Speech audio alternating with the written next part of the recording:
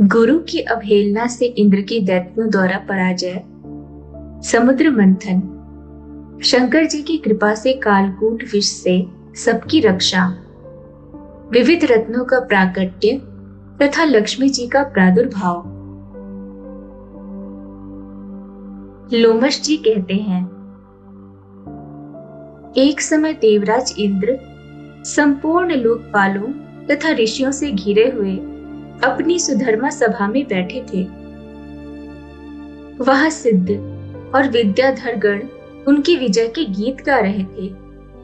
इसी समय परम बुद्धिमान देवेंद्र गुरु महाभाग बृहस्पति जी अपने शिष्यों के साथ देव सभा में पधारे। उन्हें उपस्थित देख देवताओं ने सहसा उनके चरणों में मस्तक झुकाया। इंद्र ने भी देखा गुरुदेव वाचस्पति आगे खड़े हैं, किंतु इंद्र की बुद्धि राजमत से दूषित हो रही थी। इसीलिए उन्होंने गुरु के प्रति न तो आदर युक्त वचन कहा, न उन्हें बुलाया, न बैठने को आसन दिया और न चले जाने को ही कहा।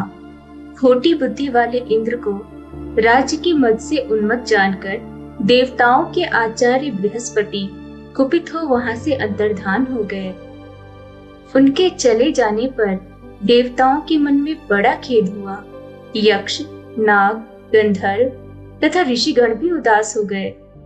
नृत्य और गीत समाप्त हो जाने पर जब इंद्र सचेत हुए तब उन्होंने तुरंत देवताओं से पूछा, महातपस्वी गुरुदेव कहाँ चले गए? तब नारद जी ने देवराज इंद्र से कहा, बलसूदन, निसंदेह आपके द्वारा गुरु की अवहेलना हुई है। गुरु के अनादर से राज्य अपने हाथ से चला जाता है। अतः आप सब प्रकार से प्रयत्न करके गुरु से अपने अपराध के लिए क्षमा प्रार्थना कीजिए। महात्मा नारद की यह बात सुनकर इंद्र सहसा सिंहासन से उठकर खड़े हो गए और उन सभी सभासदों को साथ ले बड़ी उतावली के साथ गुरु के निवास स्थान पर गए। इस समय इंद्र अपने कर्तव्य के प्रति सजग हो चुके थे। वहां गुरु पत्नी तारा को देखकर उन्होंने प्रणाम किया और पूछा, देवी, महातपस्वी गुरुजी कहाँ गए हैं? तारा ने इंद्र की ओर देखकर उत्तर दिया, मैं नहीं जानती। तब वे चिंतामग्न होकर अपने घर लौट आए। इसी समय स्वर्ग में अनेक अद्भुत अनिष्ट सूचक अपशकुन होने लगे, जो संपूर्ण स्वर्गवासियों को तथा दुरात्मा इंद्र को भी दुख प्राप्त की सूचना देने वाले थे। इंद्र की वह करतूत पाताल निवासी राजा बलि ने भी सुनी। फिर तो वे दैत्यों की बहुत बड़ी सेना साथ ले पाताल से अमरावती पुरी पर चढ़ आए। उस समय देवताओं का दानवों के साथ बड़ा भयंकर युद्ध हुआ। उसमें दैत्यों ने देवताओं को परास्त कर दिया। एक ही क्षण में दूषित हृदय वाले अविवेकी की इंद्र का सातों अंगों सहित संपूर्ण राज्य दैत्यों ने अपने अधिकार में कर लिया। विजयी दैत्य शीघ्र पाताल को चले गए। शुक्राचार्य की कृपा से ही दैत्यगण विजयी हुए थे। इंद्र की राज्य लक्ष्मी नष्ट हो चुकी थी, इसीलिए देवताओं ने भी सर्वथा उनका त्याग कर दिया। श्रीहीन इंद्र स्वर्गलोक से अन्यत्र चले गए। कमल के समान कमनीय नेत्रों वाली इंद्र पत्नी शची भी दूसरों की दृष्टि से छिपकर रहने लगी। ऐरावत नामक महान गजराज तथा उच्चय, श्रवा, अश्व आदि जो बहुत से रत्न थे, उन्हें दुष्ट दैत्यों ने लोभवश स्वर्गलोक से पाताल में पहुंचा दिया। परंतु वे रत्न पुण्यात्मा पुरुषों के ही उपभोग में आने वाले थे। अतः दैत्यों के अधिकार में न रहकर समुद्र में कूद पड़े। उस समय राजा बलि ने आश्चर्यचकित होकर अपने गुरु शुक्राचार्य से कहा, भगवन, हम देवताओं को जीतकर बहुत से रत्न यहाँ लाए थे, किंतु वे सभी समुद्र में जा पड़े। यह तो बड़ी अद्भुत बात है। राजा बलि की यह बात सुनकर शुक्राचार्य ने उत्तर दिया, राजन, 100 अश्वमेध यज्ञों की दीक्षा लेकर उन्हें पूर्ण करने पर ही तुम्हारा देवताओं के राज्य पर अधिकार होगा। इसमें तनिक भी संदेह नहीं है। जो 100 अश्वमेध यज्ञों का अनुष्ठान कर लेता है वही स्वर्गलोक के राज्य को भोगने का अधिकारी होता है। अश्वमेध यज्ञ किए बिना स्वर्ग की कोई भी वस्तु उपभोग में नहीं लाई जा सकती। गुरु का यह वचन सुनकर राजा बलि उस समय चुप हो रहे और दानवों के साथ उचित कार्यों में लग गए। इंद्र बड़ी शोचनीय दशा को प्राप्त हो गए थे। वे ब्रह्मा जी के पास गए और स्वर्ग के राज्य पर जो भय आदि प्राप्त हुआ था वह सब समाचार उन्हें कह सुनाया। इंद्र की बात सुनकर ब्रह्मा जी ने उनसे कहा, सब देवताओं को एकत्र करके हम सब लोग तुम्हारे साथ सर्वेश्वरेश्वर भगवान विष्णु की आराधना करने के लिए चलते हैं। ऐसा ही हो, यह सलाह करके इंद्र आदि संपूर्ण लोकपाल ब्रह्मा जी को आगे रखकर क्षीर समुद्र के तट पर गए। वहां उन सब ने परस्पर विचार करके भगवान विष्णु की स्तुति आरंभ की। ब्रह्मा जी बोले, देवदेव, जगन्नाथ, देवता और दैत्य दोनों आपके चरणों में मस्तक झुकाते हैं। आपकी कीर्ति परम पवित्र है।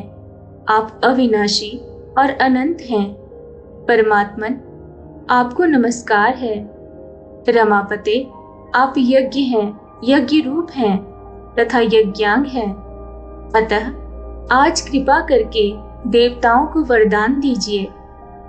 भगवान, गुरु की अवहेलना करने के कारण इंद्र इस समय ऋषियों सहित स्वर्ग के राज्य से भ्रष्ट हो चुके हैं, इसीलिए उनका उद्धार कीजिए।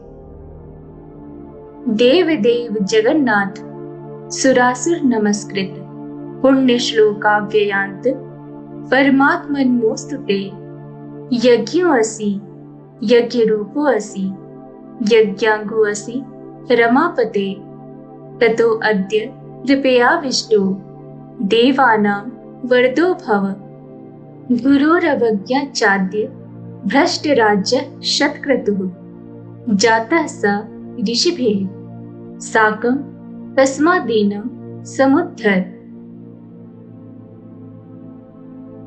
श्री भगवान बोले, देवगण, गुरु की अवहेलना करने से सारा अभ्युदय नष्ट हो जाता है। जो पापी हैं, अधर्म में तत्पर हैं तथा केवल विषयों में ही रचे बचे रहते हैं और जिनके द्वारा अपने माता पिता की निंदा होती रहती है, वे निसंदेह बड़े भाग्यहीन हैं। गुरोरवज्ञा सर्वं नश्यते च समुद्भवम्, ये पापिनो यधर्मिष्ठा केवलं विषयात्मका, पितरो निंदितो यश्च निर्देवास्ते न संशयः। ब्रह्मन, उस इंद्र ने जो अन्याय किया है उसका फल इसे तत्काल प्राप्त हो गया। केवल इंद्र के ही कर्म से संपूर्ण देवताओं पर संकट आया है। जब किसी भी पुरुष के लिए विपरीत काल उपस्थित हो जाए तब उसे दूसरों का सहयोग प्राप्त करने की चेष्टा करनी चाहिए। बुद्धिमान पुरुष अपने संपूर्ण मनोरथों की सिद्धि के लिए अन्य प्राणियों के साथ मैत्री करते हैं। अतः इंद्र, तुम मेरी बात मानो। इस समय अपना काम बनाने के लिए तुम्हें दैत्यों के साथ मेलजोल कर लेना चाहिए। भगवान विष्णु की इस प्रकार आज्ञा देने पर परम बुद्धिमान इंद्र अमरावती छोड़कर देवताओं के साथ सुतल लोक में गए। इंद्र आए हैं, यह सुनकर राजा इंद्रसेन यानी बलि रोष में भर गए। उन्होंने अपनी सेना के साथ जाकर इंद्र को मार डालने का विचार किया। उस समय देवर्षि नारद ने बलवानों में श्रेष्ठ राजा बलि और दैत्यों को ऊंच नीच समझाकर उन्हें इंद्र के वध से रोका। देवर्षि के ही कहने से राजा बलि ने इंद्र के प्रति अपना रोष त्याग दिया। इतने में ही इंद्र भी अपनी सेना के साथ आ पहुंचे। राजा बलि ने देखा लोकपालों से घिरे हुए इंद्र श्रीहीन हो गए हैं। अब उनमें प्रभुता का मद नहीं रह गया है। उनका तेज चला गया और अब वे ईर्ष्या तथा अहंकार से रहित हो गए हैं। उन्हें इस अवस्था में देखकर राजा बलि के मन में बड़ी दया आई। वे बड़ी उतावली के साथ हंसते हुए से बोले, देवराज इंद्र, आप इस सुतल लोक में कैसे पधारे? यहाँ आने का कारण बतलाइए। बलि की यह बात सुनकर इंद्र मुस्कुराते हुए बोले, भैया, हम सब देवता क्रोध के अधीन हो रहे हैं। आप सब लोगों की भी यही दशा है। जैसे हम हैं वैसे ही आप लोग भी हैं। अतः हमारा यह कलह निरर्थक है।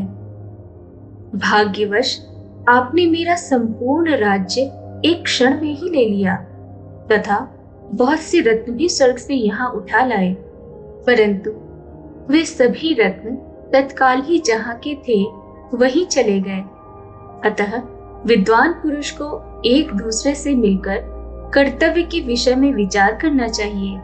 विचार करने से ज्ञान होता है और ज्ञान होने पर संकट से छुटकारा अवश्य मिल जाएगा। इस समय तो मैं संपूर्ण देवताओं के साथ आपके समीप त्राण पाने के लिए आया हूं। इंद्र की बात समाप्त होने पर देवर्षि नारद ने राजा बलि को समझाते हुए कहा, दैत्यराज, शरण में आए हुए प्राणी की रक्षा करना महापुरुषों का धर्म है। जो लोग ब्राह्मण, रोगी, वृद्ध तथा शरणागति की रक्षा नहीं करते वे ब्रह्म हत्यारे हैं। इंद्र इस समय शरणागत शब्द से अपना परिचय देते हुए तुम्हारे समीप आए हैं।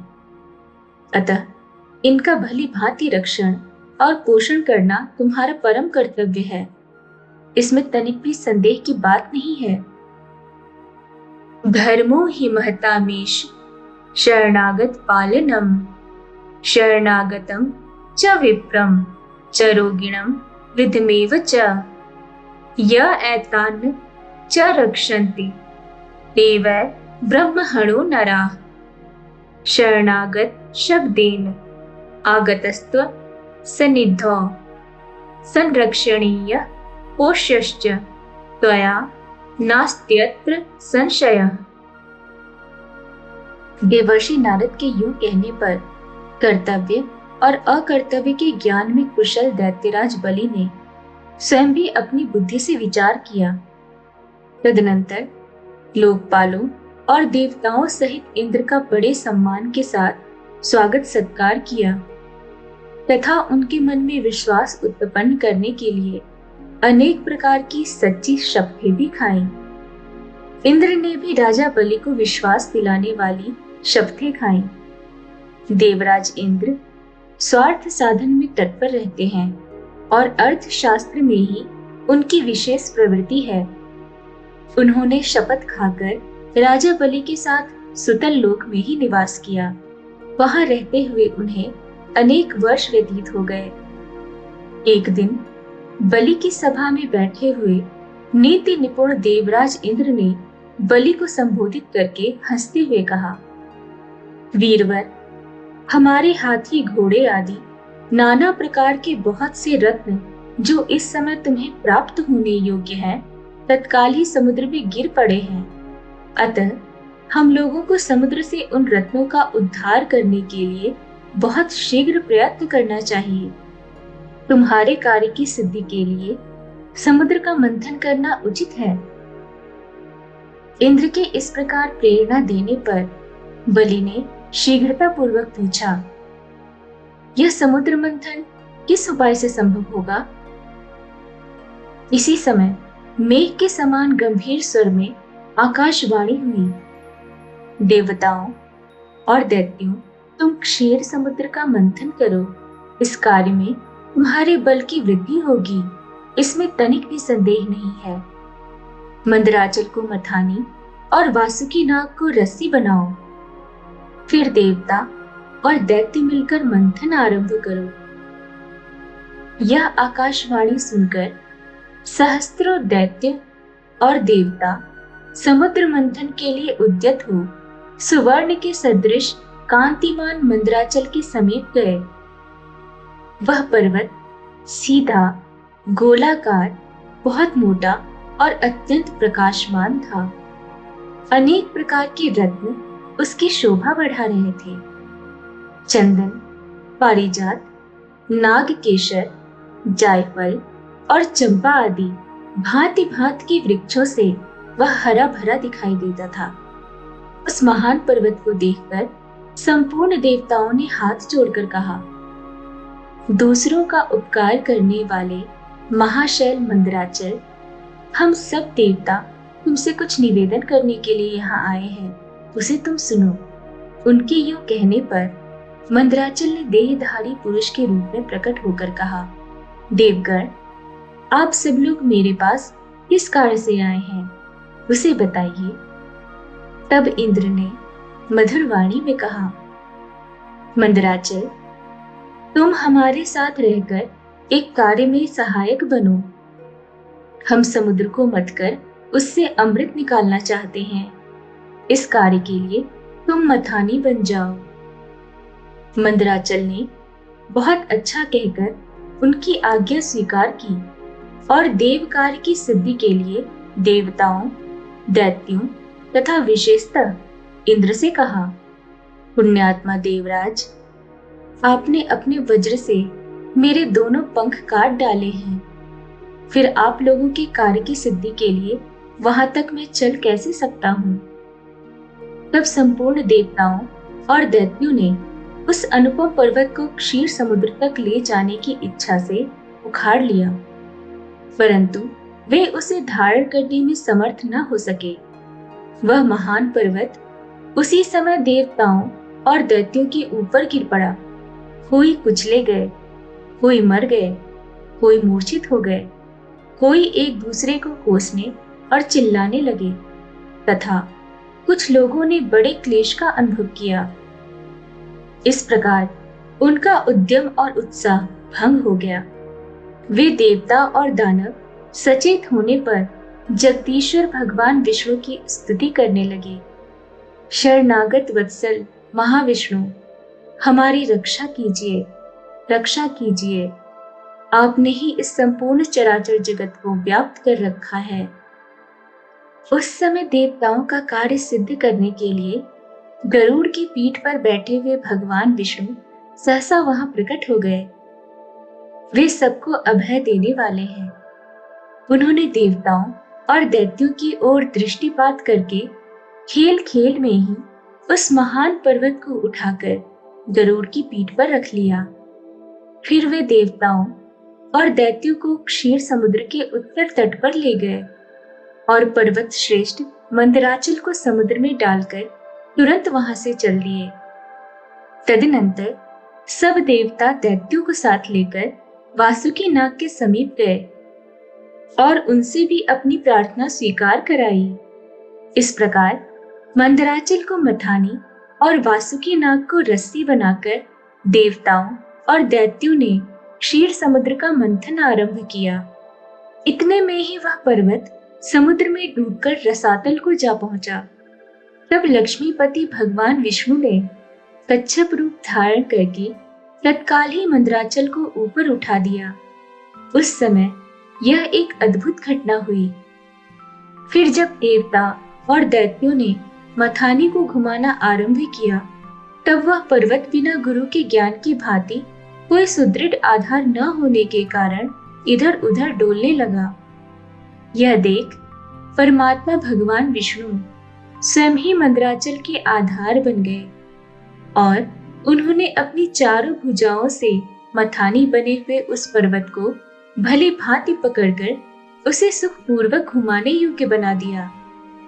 तब अत्यंत बलवान देवता और दैत्य एकीभूत हो अधिक जोर लगाकर क्षीर समुद्र का मंथन करने लगे। कच्छप रूपधारी भगवान की पीठ जन्म से ही कठोर थी और उस पर घूमने वाला पर्वत श्रेष्ठ मंदराचल भी वज्रसार की भांति दृढ़ था। उन दोनों की रगड़ से समुद्र में बड़वानल प्रकट हो गया, साथ ही हालाहल विष उत्पन्न हुआ। उस विष को सबसे पहले नारद जी ने देखा। तब अमित तेजस्वी देवर्षि ने देवताओं को पुकार कर कहा, अदिति कुमारो, अब तुम समुद्र का मंथन न करो। इस समय संपूर्ण उपद्रवों का नाश करने वाले भगवान शिव की प्रार्थना करो। वे परात्पर हैं, परमानंद स्वरूप हैं तथा योगी पुरुष भी उन्हीं का ध्यान करते हैं। देवता अपने स्वार्थ साधन में संलग्न हो समुद्र मथ रहे थे। वे अपनी ही अभिलाषा में तन्मय होने के कारण नारद जी की बात नहीं सुन सके। केवल उद्यम का भरोसा करके वे क्षीर सागर के मंथन में संलग्न थे। अधिक मंथन से जो हालाहल विष प्रकट हुआ वह तीनों लोगों को भस्म कर देने वाला था। वह प्रौढ़ विष देवताओं का प्राण लेने के लिए उनके समीप आ पहुंचा और ऊपर नीचे तथा संपूर्ण दिशाओं में फैल गया। समस्त प्राणियों को अपना ग्रास बनाने के लिए प्रकट हुए उस कालकूट विष को देखकर वे सब देवता और दैत्य हाथ में पकड़े हुए नागराज वासुकी को मंदराचल पर्वत सहित वहीं छोड़ भाग खड़े हुए। उस समय उस लोक संहारकारी कालकूट विष को भगवान शिव ने स्वयं अपना ग्रास बना लिया। उन्होंने उस विष को निर्मल यानी निर्दोष कर दिया। इस प्रकार भगवान शंकर की बड़ी भारी कृपा होने से देवता, असुर, मनुष्य तथा संपूर्ण त्रिलोकी की उस समय कालकूट विष से रक्षा हुई। तदनंतर भगवान विष्णु के समीप मंदराचल को मथानी और वासुकी नाग को रस्सी बनाकर देवताओं ने पुनः समुद्र मंथन आरंभ किया। तब समुद्र से देव कार्य की सिद्धि के लिए अमृतमयी कलाओं से परिपूर्ण चंद्रदेव प्रकट हुए। संपूर्ण देवता, असुर और दानवों ने भगवान चंद्रमा को प्रणाम किया और गर्गाचार्य जी से अपने अपने चंद्रबल की यथार्थ रूप से जिज्ञासा की। उस समय गर्गाचार्य जी ने देवताओं से कहा, इस समय तुम सब लोगों का बल ठीक है। तुम्हारे सभी उत्तम ग्रह केंद्र स्थान में यानी लग्न में चतुर्थ स्थान में, सप्तम स्थान में और दशम स्थान में हैं। चंद्रमा से गुरु का योग हुआ है। बुध, सूर्य, शुक्र, शनि और मंगल भी चंद्रमा से संयुक्त हुए हैं। इसीलिए तुम्हारे कार्य की सिद्धि के निमित्त इस समय चंद्रबल बहुत उत्तम है। यह गोमंत नामक मुहूर्त है जो विजय प्रदान करने वाला है। महात्मा गर्ग जी के इस प्रकार आश्वासन देने पर महाबली देवता गर्जना करते हुए बड़े वेग से समुद्र मंथन करने लगे। मथे जाते हुए समुद्र के चारों ओर बड़े जोर की आवाज उठ रही थी। इस बार के मंथन से देव कार्यों की सिद्धि के लिए साक्षात सुरभि यानी कामधेनु प्रकट हुई। उन्हें काले, श्वेत, पीले, हरे तथा लाल रंग की सैकड़ों गौएं घेरे हुई थी। उस समय ऋषियों ने बड़े हर्ष में भरकर देवताओं और दैत्यों से कामधेनु के लिए याचना की और कहा, आप सब लोग मिलकर भिन्न भिन्न गोत्र वाले ब्राह्मणों को कामधेनु सहित इन संपूर्ण गौओं का दान अवश्य करें। ऋषियों की याचना करने पर देवताओं और दैत्यों ने भगवान शंकर की प्रसन्नता के लिए वे सब गौएं दान कर दी तथा यज्ञ कर्मों में भली भांति मन को लगाने वाले उन परम मंगल में महात्मा ऋषियों ने उन गौओं का दान स्वीकार किया। तत्पश्चात सब लोग बड़े जोश में आकर क्षीर सागर को मथने लगे। तब समुद्र से कल्पवृक्ष, पारिजात, चूत और संतान ये 4 दिव्य वृक्ष प्रकट हुए। उन सबको एकत्र रखकर देवताओं ने पुनः बड़े वेग से समुद्र मंथन आरंभ किया। इस बार के मंथन से रत्नों में सबसे उत्तम रत्न कौस्तुभ प्रकट हुआ, जो सूर्य मंडल के समान परम कांतिवान था। वह अपने प्रकाश से तीनों लोगों को प्रकाशित कर रहा था। देवताओं ने चिंतामणि को आगे रखकर कौस्तुभ का दर्शन किया और उसे भगवान विष्णु की सेवा में भेंट कर दिया।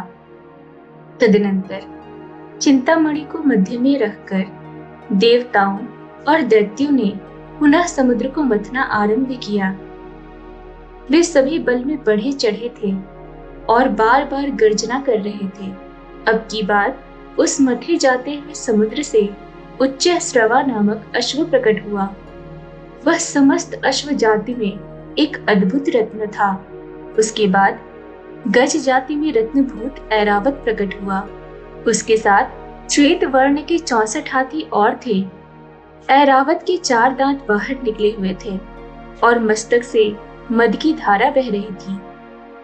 इन सबको भी मध्य में स्थापित करके वे सब पुनः समुद्र मथने लगे। उस समय उस समुद्र से मदिरा, भांग, काकड़ा सिंगी, लहसुन, गाजर, अत्यधिक उन्माद कारक धतूर तथा पुष्कर आदि बहुत सी वस्तुएं प्रकट हुईं। इन सबको भी समुद्र के किनारे एक स्थान पर रख दिया गया। तत्पश्चात वे श्रेष्ठ देवता और दानव पुनः पहले की ही भांति समुद्र मंथन करने लगे।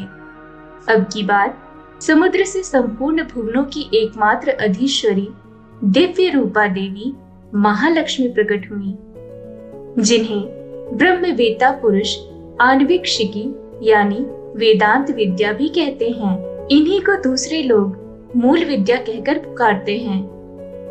कुछ सामर्थ्यशाली महात्मा इन्हीं को वाणी और ब्रह्म विद्या भी कहते हैं। कोई कोई इन्हीं को रिद्धि, सिद्धि, आज्ञा और आशा नाम देते हैं। कोई योगी पुरुष इन्हीं को वैष्णवी कहते हैं। सदा उद्यम में लगे रहने वाले माया के अनुयायी इन्हीं को माया के रूप में जानते हैं। जो अनेक प्रकार के सिद्धांतों को जानने वाले तथा ज्ञान शक्ति से संपन्न हैं, वे इन्हीं को भगवान की योग माया कहते हैं। देवताओं ने देखा देवी महालक्ष्मी का रूप परम सुंदर है। उनके मनोहर मुख पर स्वाभाविक प्रसन्नता विराजमान है। हार और नुपुरों से उनके श्री अंगों की बड़ी शोभा हो रही है। मस्तक पर छत्र तना हुआ है। दोनों ओर से चंवर डुल रहे हैं। जैसे माता अपने पुत्रों की ओर स्नेह और दुलार भरी दृष्टि से देखती हैं, उसी प्रकार सती महालक्ष्मी ने देवता, दानव, सिद्ध, चारण और नाग आदि संपूर्ण प्राणियों की ओर दृष्टिपात किया। माता महालक्ष्मी की कृपा दृष्टि पाकर संपूर्ण देवता उसी समय श्री संपन्न हो गए। वे तत्काल राज्याधिकारी के शुभ लक्षणों से संपन्न दिखाई देने लगे। तदनंतर देवी लक्ष्मी ने भगवान मुकुंद की ओर देखा। उनके श्री अंग तमाल के समान श्याम वर्ण थे। कपोल और नासिका बड़ी सुंदर थी। वे परम मनोहर दिव्य शरीर से प्रकाशित हो रहे थे। उनके वक्षा स्थल में श्री वत्स का चिन्ह सुशोभित था। भगवान के एक हाथ में कौमुद की गदा शोभा पा रही थी। भगवान नारायण की उस दिव्य शोभा को देखते ही लक्ष्मी जी आश्चर्यचकित हो उठी और हाथ में वनमाला ले सहसा हाथी से उतर पड़ी। वह माला श्री जी ने अपने ही हाथों बनाई थी। उसके ऊपर भ्रमर मंडरा रहे थे। देवी ने वह सुंदर वनमाला परम पुरुष भगवान विष्णु के कंठ में पहना दी और स्वयं उनके वाम भाग में जाकर खड़ी हो गई। उन शोभाशाली दंपत्ति का वहां दर्शन करके संपूर्ण देवता, दैत्य, सिद्ध, अप्सराएं, किन्नर तथा चारणगण परम आनंद को प्राप्त हुए। इस पावन यात्रा के अंत में हमें यह याद रखना चाहिए कि स्कंद पुराण में भगवान शिव की महिमा और उनके उपदेश हमें जीवन के सही मार्ग पर चलने के लिए प्रेरित करते हैं। हमें आशा है कि आपको डिवाइन टॉक्स के माध्यम से स्कंद पुराण की यह यात्रा पसंद आई होगी। कृपया अगली महिमा के लिए हमारे साथ बने रहें और गहराई से भगवान शिव की अनंत महिमा को समझें। धन्यवाद।